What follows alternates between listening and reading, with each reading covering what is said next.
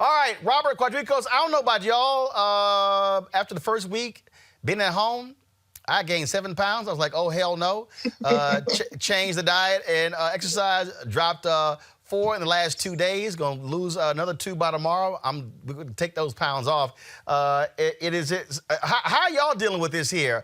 You see a lot of people out here, they're now doing live stuff on. I saw Serena Williams earlier doing a workout with people on her Instagram page. A lot of workout people are doing that because people are homebound. What are y'all doing? I'm going to pretend I didn't just put a Mississippi pot roast in the oven before we started this stream. So right now, I'm just going to wait for my 600-pound life to come get me after the virus is over because I got no plan currently. Lord have mercy. Lord have mercy. Go ahead, Quadricos. I'm doing a couple things. I'm taking a walk every day. I am meditating and praying. I'm actually still working out. I have some dumbbells in my apartment.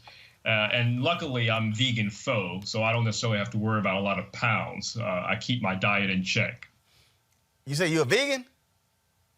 Vegan faux. I still eat seafood. What the hell is vegan faux? What's that?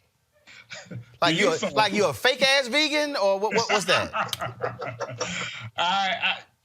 I eat seafood, but the rest of my diet is 80% plant-based. So Robert, he a half-ass vegan.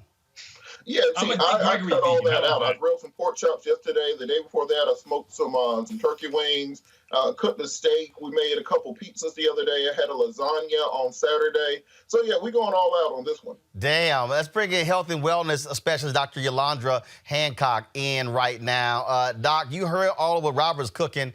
Good idea, bad idea? We can't hear. Hold on, Doc.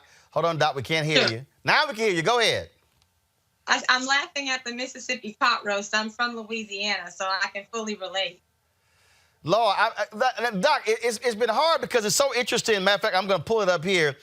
It's so interesting because all these people out here, they raided the store, and people were buying all kinds of stuff.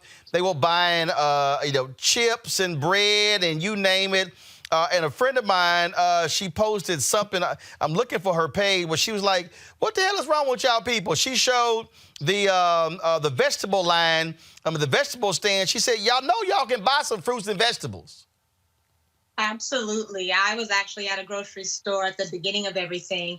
There was a little old lady behind me with a basket full of Cheetos, Doritos, you name it. And I actually took her back to the store, in the back of the store, got her some canned goods, took her over to the fruit and vegetable aisle because that's going to be essential. As a physician, I tell everyone, assume that you may get it. Therefore, your body needs to be prepared, and food truly is medicine. So as we hunker down and practicing social distancing, we also need to be practicing a healthy lifestyle. Amen. So, all right. So, look at Quadricos. All of a sudden, amen. He in the amen corner. Okay. All right. So, what should we be eating? What should we be doing? Drinking? And also the problem is, I remember somebody posted something I thought was pretty funny. She's like, "I've been to the kitchen for the 17th time today." The difference now is normally we're not at home. Normally we're out and about. Now we're at home. Now, like, we literally are constantly walking by the kitchen. In the kitchen. And so what things should be put in place for us to be able to control what we eat, how we eat, and when we eat? And the other deal is we're staying up late because, folks are not going to work. So now all of a sudden, your whole normal routine is off. So you're not up at 1, 2, 3 o'clock in the morning. And guess what? Woo, the chip's looking good at that time. Right. One of the things that I would highly recommend, particularly if you have children, is to try to keep to a regular schedule. Whatever your routine is. Most of my patients we're seeing via telemedicine. I still wake up at 6 o'clock. I'm still getting up to work out. My daughter actually has a school schedule that I print out every single day so that when we eventually go back to business as usual, she's able and I'm able to stick to the schedule. The same thing with eating. When we eat our breakfast, we're having our same steel-cut oats. It's important for people to understand that with food being medicine, what you want to do right now is boost your immune system. That's going to be critical for each of us if and when we end up acquiring the infection. And the best way to do that is to eat a rainbow, to make sure that we're eating sufficient fruits and vegetables, that we're cutting back on our sugar because sugar impairs your immune system's function. Those are very, very critical concepts to understand as we're in the midst of this pandemic. And I certainly can give some specific recommendations as to certain vitamins that need to be consumed in terms of boosting the immune system. And those include vitamins like B6. B6 actually helps in terms of the biochemical reactions that your body undergoes when it's fighting off an infection. Everyone's really excited about vitamin C. It is critical, not just in terms of an immune system response, but in terms of making sure that your T cells are available to fight off viral infections. Your T cells are the cells specifically designed to fight off viral infections like COVID-19. And, folks are bulking up on vitamin C. There was a study that came out of China, not recently, but actually a couple of years ago, looking at the role of vitamin C in fighting off specifically viral infections. And at about 1,000, of course, I have to put the caveat, this is not to prescribe vitamin C, but the evidence supports the use of vitamin C, one, in terms of boosting the immune system, but also when you're sick, you're stressed, your adrenal glands work overtime. Your adrenals actually use vitamin C in terms of helping to fight off infections. So you end up being vitamin C depleted when you're fighting off a significant infection. And that's what's going to be critical to make sure you're getting enough vitamin C. I made that point about how people are now utilizing Facebook and Instagram. Go to my iPad. This is a homegirl of mine. Her name is Phaedra. She's out of Chicago. She's a trainer. You see how all her exercise equipment was. So what she did today was she actually did a Facebook Live stream of her working out and having people work out along with her. And what's happening is, for a lot of people out there who don't have, look, I've got a home gym and I've got an elliptical, treadmill, bike, weights, dumbbells.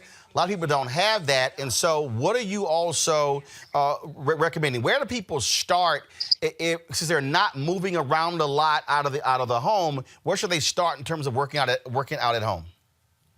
I love the fact that exercise enthusiasts, personal trainers are making themselves available in these amazing platforms. This is certainly one of the positives that's coming out of this pandemic, is the ability to access through your cell phone, through your computer, personal trainers that you would not have otherwise had access to. So what I would say is find your favorite folks who are out there getting it done. A lot of different celebrity personal trainers, as well as the homegrown sister girl from next door, is posting up, making Zumba classes available, yoga classes available. Again, you want to be specific in what you do. Be purposeful in incorporating physical activity, not just for yourself, but for your kids as well. One of my mentees, Jessica, you know her very well, Jessica Lane out of Atlanta, is making exercise available for everyone. I suggest that everyone follow her on Instagram because she's providing some phenomenal workouts. Now is the time. We're stuck in the house. Don't go in your kitchen every 15 minutes. Instead, go on your phone. Stop searching about COVID-19 and instead do things that are going to keep your body healthy. Because the healthier you are going into a possible infection, the faster and better you will recover. All right, I'm showing us one of these videos of Jessica. I don't know. We ain't trying to do all that. I mean, they're sitting here. No, she takes it to the next level. But what she will also do is show you some workouts that just regular old 40-something-year-old women like myself can do. Yeah, Lord have mercy. No, they doing way too much. Of course, she also got these boxing videos on her page as well. And so absolutely makes sense. Quadricos and Robert, y'all got any questions for Dr. Hancock? Yeah, so I got a pot of net bones and a bottle of Jack Daniels. After I finish that, what should I start doing afterwards if I'm not into the whole nuts and berries and stuff? Like, how can you eat like normal people food and still be okay? Very good question. One, you need to follow up with some good hydration. You don't want to be dehydrated after all that Jack Daniels. Hey, Doc, hold tight. Doc, hold on 1 second. I'm going to go Dr. Fauci, the White House right now real quick. Go. Certain days with HIV/AIDS.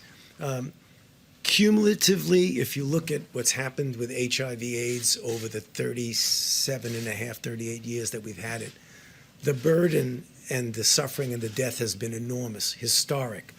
But it came over a period of time. There was the fright in the beginning. What we're seeing now in actual real time is something that's unprecedented. This is something that we have never seen before, at least in our generation. They've seen something maybe like this back 100 years ago. And we're really being challenged to not only learn in real time, to be able to respond in a way that is helpful and effective, but we're also in uncharted waters. And I think that's the thing that I find different, is that the waters are uncharted so that it isn't as if we have an example of how to do it. You know, we have an extraordinary confrontation on the health and the welfare of the globe, particularly, you know, for us here in the United States. So as somebody who's been through all of those outbreaks, this truly is unprecedented. So from the first day to now, the first death, we've been through something that no one has ever experienced in our generation. Let me say good evening to each one of you. I trust this was helpful. We'll continue to keep you informed over the course of the weekend. Let's go back, Dr. Hancock. Dr. Hancock, go ahead with your finish your comment. So stay hydrated. It's important for us to understand that those with chronic conditions like diabetes, hypertension, and obesity are at higher risk of complications and death. Now's the time to get any health condition that you have in order. So if you're drinking your Jack Daniels and having some snacks, what you want to follow that up with at minimum is getting in more vitamin C. If you have to choose between anything else, one thing that you should focus on is boosting up your immune system. And we know vitamin C, of all the vitamins, minerals, and elements, vitamin C plays a critical role. Quadricos, you got a question? I don't have any questions. I think that the doctor's your right. ass is all healthy since you half-ass vegan. Oh, I see. You want to show everybody. So you see, Robert, see how you do? He want to show everybody up with his old half-vegan ass. But I think to the doctor's point, you know, I'm a healthcare lobbyist also by trade, and so go ahead, Quadricos, go ahead. A lot of health disparities are because of our diet. And I know that, you know, we joke and we laugh, and it's the food that many of us grew up on, but we often dig our way to our graves with our teeth. And so we just need to be more conscious. You don't necessarily have to be a vegan. You don't even have to be a vegetarian, but it's all about moderation and what we do in moderation. And that also includes eating in moderation. So if you're going to have a steak, if you're going to have a Mississippi pot roast, just make sure that you have and throw in little extra vegetables as well.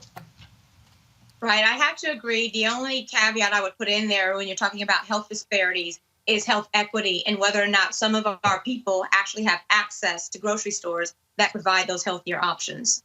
Absolutely. All right. Doc, anything else? I would just say to try to make the healthiest choice you can so that your body is prepared if and when you are affected. All right, then, folks. Health and wellness specialist, Dr. Yola Hancock. We certainly appreciate it. Thank you so very much.